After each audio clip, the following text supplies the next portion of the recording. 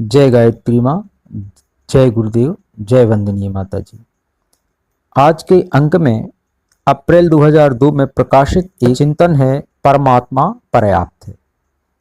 अनेकों तरह से अनेक संपत्तियों की खोज में बाहर भटका, ये मिली भी, लेकिन अंत में उन्हें विपत्ति में ही पाया। फिर स्वयं में अपने ही अंदर संपत्ति की खोजबीन शुरू की। जो मिला वही परमात्मा था। तब अनुभव हुआ कि परमेश्वर को खो देना ही विपत्ति है और उसे पा लेना ही संपत्ति है। पुरानी कथा है, किसी चारण ने एक सम्राट की बहुत तारीफ की। उसकी स्तुति में अनेक सुंदर गीत गाए। यह सब उसने कुछ पाने की लालसा से किया। उसकी प्रशंसाओं से सम्राट हंसता रहा। फिर उसने स्तुति गान करने वाले उस चारण को सोने की बहुत सी मोहरें भेंट की। उस व्यक्ति ने जब इन मोहरों पर निगाह डाली तो उसके अंदर कुछ कौंध गया। एक चमक उसकी चेतना में बिखर गई। उसने आकाश की ओर कृतज्ञता भरी नजरों से देखा। लगा आकाश भी मौन स्वरों में उसके अंतर्भावों के साथ सहमति जता रहा है। अब उसने मोहरें फेंक दी और वह नाचने लगा। एक अनूठी कृतज्ञता उसके मुख पर छा गई। उसका हाल कुछ का कुछ हो गया। उन मोहरों को देखकर उसमें ना मालूम कैसी क्रांति हो गई थी।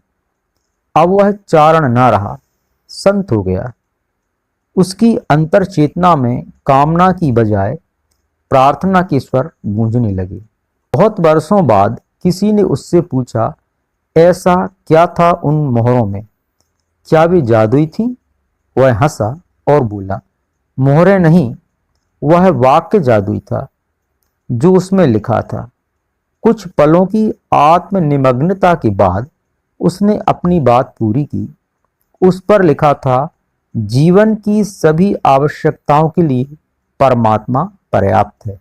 सच ही है, परमात्मा पर्याप्त है।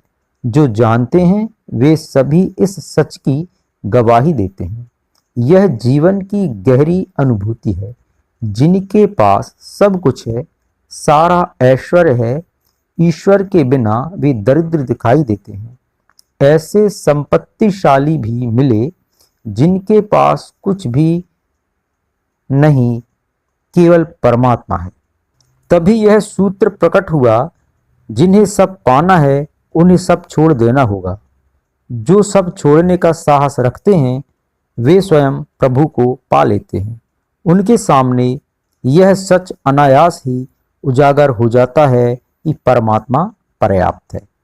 बस आज का चिंतन समाप्त हुआ। जय गुरुदेव, जय माता जी, जय गायत्री माता। नमस्कार।